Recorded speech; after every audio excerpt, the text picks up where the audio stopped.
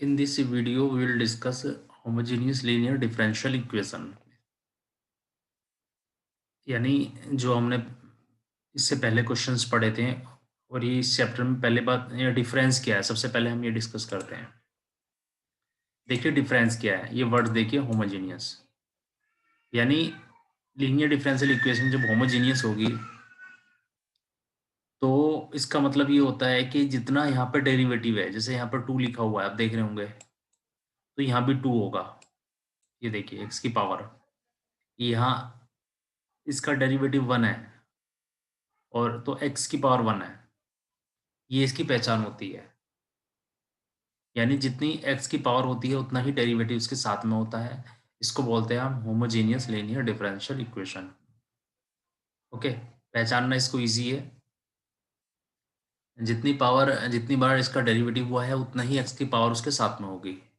Similarly इसमें देख लीजिए, जितनी बार इसका डेरिवेटिव हुआ उतनी x की पावर है। इसमें x का कोई डेरिवेटिव नहीं हुआ है, y का, ठीक है ना। तो इसमें जो है यानी कि x की पावर यहाँ पर 2 है और डेरिवेटिव भी 2 है। x की पावर 1 है, यहाँ डेरिवेटिव भी 1 है। x की यहाँ पर कोई डिफरेंशिएशन नहीं है तो x की पावर भी नहीं है, x की पावर 0 यानी, तो इसे बोलते हैं होमोजेनियस लीनियर डिफरेंशियल इक्वेशन। ठीक है शिवमगिरी, जब x की पावर और इसका ऑर्डर सेम होता है तो उसको बोलते हैं होमोजेनियस लीनियर डिफरेंशियल इक्वेशन। ठीक है, यहाँ x की पावर 1 है और यहाँ इसका जो डेरिवेटिव है वो भी 1 है। ठीक है, तो ये तो इसकी पहचान है कि होमोजेनियस लीनियर डिफरेंशियल इक्वेशन क्या होता है। अब इस पे वर्कआउट कैसे करते हैं, इसका फार्मूला क्या है, इसकी क्वेश्चन क्या है, ये देखिए एग्जाम्पल्स है। वैसे तो यहाँ पे लिखा है कि इस तरह की इक्वेशन होती है, यहाँ पर x की पावर n है, n होगा, एक पावर कम है तो उतना होगा, कांस्टेंट हो सकता है यहाँ पर। तो जितनी x की पावर है उतना ही डेरिवेटिव होता है, इसकी पहचान होती है। अब इसको सोल्व करने का मेथड क्या होता है, इसमें सोल्व करने का मेथड ये होता है कि जहां x होता है बस x की जगह x is equal to e की पावर z आपको रखना होगा, बाकी बाद में पता चल जाएगा अपने आप। तो हमने क्या किया, x इज इक्वल टू ई की पावर z को पुट कर दिया हर क्वेश्चन में जब भी वो इस कैटेगरी का होगा। तो यहाँ से z इज इक्वल टू, आपको पता है लोग का फार्मूला log x हो जाएगा एंटी लॉग लेने से, क्योंकि इसकी पावर है, यानी दोनों तरफ का log ले लिया तो इधर आ गया log z, log x इधर आ गया log e की पावर z, तो z आगे आ गया। ठीक है ना, यानी इस तरीके से आप कह सकते हैं कि log e to the power z इधर से लिख देते हैं is equal to log x। ठीक है, तो अब ये जो z है आपको पता है फार्मूले के हिसाब से यहाँ पर आ जाएगा, तो ये हो जाएगा z log e, तो log e 1 ही होता है तो z आ गया, z is equal to log x आ गया, ये आ गया log x। ओके, अब आप निकालेंगे D z upon d x, यानी इसका जब आप डिफ्रेंशिएशन करेंगे एक्स के रिस्पेक्ट में तो सभी को पता है वो कितना आएगा, 1 अपॉन एक्स आएगा।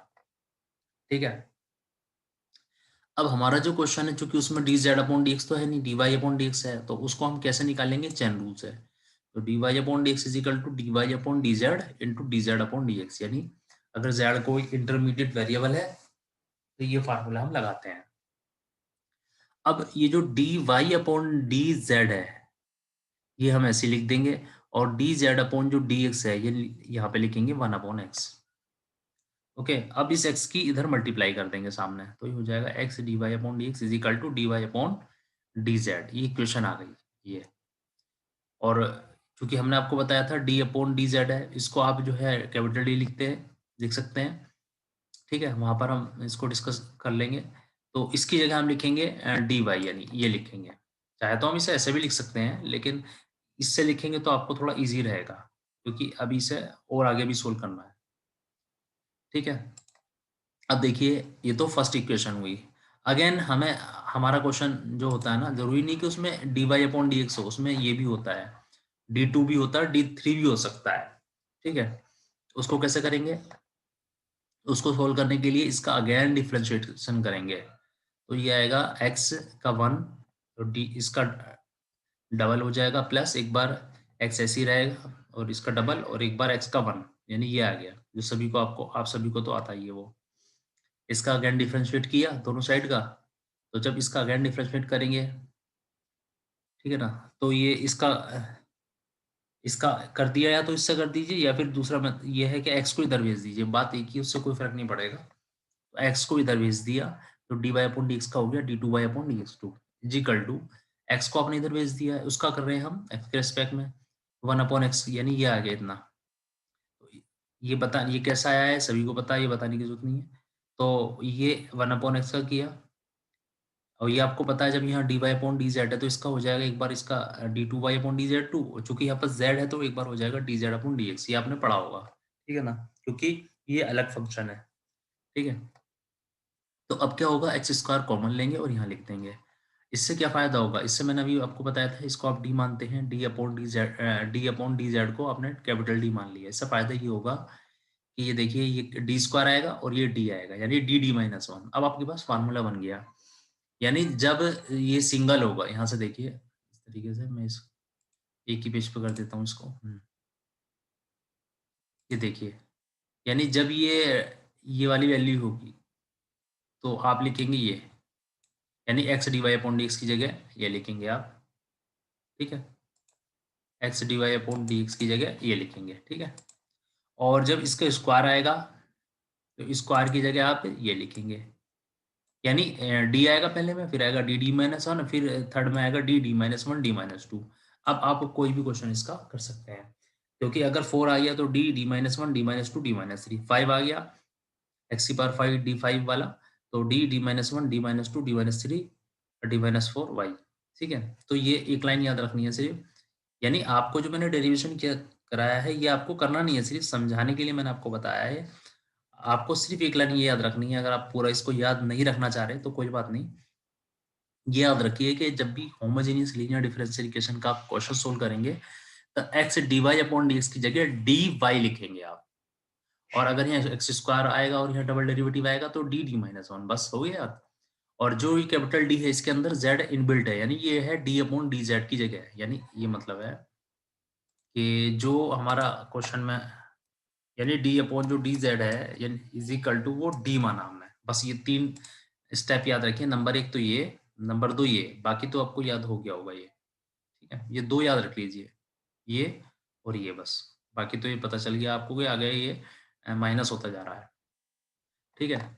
अब इसका क्वेश्चन पहले से इजी ही लगेगा आपको। अब देखिए, चलिए क्वेश्चन पे चलते हैं। ये इसका डेरिवेशन था तो हमने प्रूव कर दिए ये फार्मूले।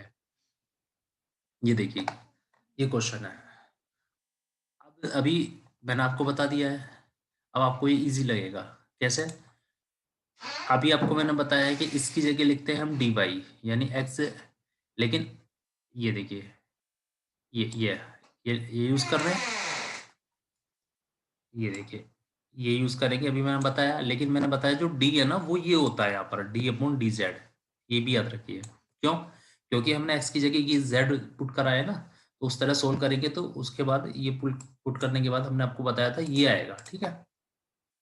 और ये भी मैंने आपको बता दिया, ठीक है। तो ये वैल्यू इसमें पुट कर दिया आपने, तो जहाँ एक्स स्क्वायर है वहाँ कितना आएगा, वहाँ आएगा D D minus one, clear, ये आ गया देखिए माइनस, और इसकी जगह आएगा 4, इसकी जगह आएगा डी वाई, आपके सामने ये रहा कैपिटल डी वाई आ गया, प्लस 6 वाई। अब इसमें वाई कॉमन लेंगे तो ये आ गया, इतना आ गया।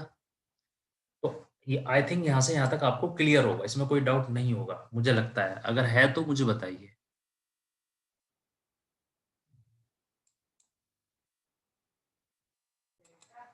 नाउ, तो ये जो वैल्यूज है ये यहाँ पर आपने पुट की है सिर्फ, यानी ये आप ये जो इससे पहला चैप्टर है उससे ये काफी इजी है उस, ठीक है ना। आप बस थोड़ा सा इसमें ये याद रखना है। तो इसकी जगह आ गया D D minus one y, ये आ गया देखिए, माइनस इसकी जगह आ गया डी वाई इसकी जगह, तो 4 dy आ गया, plus 6y is equal to x. अब चूंकि ये पूरा ये जो डी है ना ये डी अपॉन डी जेड होता है, तो ये जो एक्स है ना इसको आपको जेड में कन्वर्ट करना है। तो एक्स कितना होता है, ई की पावर जेड होता है एक्स, ठीक है ना। एक्स जो है ई की पावर क्या होता है, जेड होता है, क्लियर। अब ये देखिए, यानी ई की पावर जेड आ गया, यानी मैंने ई की पावर जेड क्यों लिखा है, क्योंकि ये जो कैपिटल डी है इसके अंदर एक्स कहीं होता ही नहीं है। देखिए इसके अंदर कहीं एक्स नहीं है, इसके अंदर सिर्फ जेड है नीचे, जेड के रेस्पेक्ट में होता है ये। तो इसलिए यहाँ पर हमने z का फंक्शन चेंज किया है, यानी x की जगह हम ये लिख सकते हैं। ये आपको याद रखना, मैंने बताया था ना, यहीं से स्टार्ट करते हैं, x की जगह e की पावर z लिखते हैं, ठीक है। तो अब देखिए, तो ये आ गया, तो इसको थोड़ा सिंप्लीफाई किया तो इतना आ गया। तो ये अब ये ध्यान से देखेंगे तो आपको पता चलेगा कि ये जो क्वेश्चन है ये पुराना क्वेश्चन आ गया। क्लियर? तो इस क्वेश्चन में CF और PI फाइंड करेंगे और आंसर आ जाता, तो याद है? पहले वही करेंगे अब क्या करेंगे, हम CF फाइंड करेंगे इसका। तो m square minus 5m plus 6 is equal to 0, m is equal to 2 3। तो CF इज इक्वल टू कितना आएगा बोलना? CF is equal to C1 e की power m1।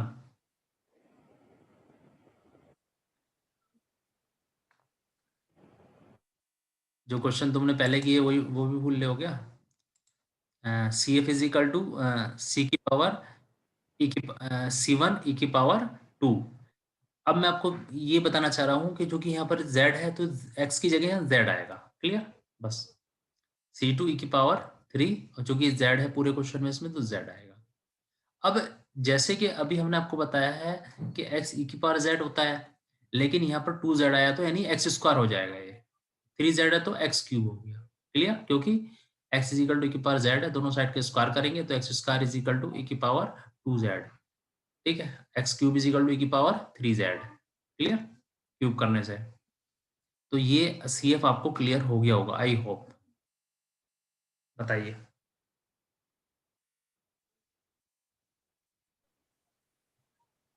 Yes sir, clear. PI, PI के लिए यही 1 इसका PI निकालना है तो वही लिख दिया, वही सेम बिल्कुल। अब इसमें क्या करेंगे, आपको पता है जब यहाँ 1 होता है e की पावर z, तो ये जो वैल्यू है इसमें पुट कर देते हैं, यानी 1 पुट करेंगे d की जगह, तो 1 पुट करेंगे, यहाँ 1 पुट करेंगे तो ये टोटल आ गया 2 आ गया, क्योंकि 6 और 7 माइनस 5 2 हो गया। और ये है आपका e की power z, e to the power z। अब लास्ट में चूंकि PI e की पावर z की जगह हम क्या लिखेंगे, वही जो हमें पता ही है कि x लिखेंगे, क्योंकि क्वेश्चन तो x का ही है ना। तो ये आ गया x अपॉन 2, और y इज इक्वल टू आ गया CF प्लस PI, और CF कितना आया था, C1 x स्क्वायर है, C2 x क्यूब और प्लस x अपॉन 2। तो I hope it is very much clear to you. ठीक है ना? मुझे लगता है आपको समझ में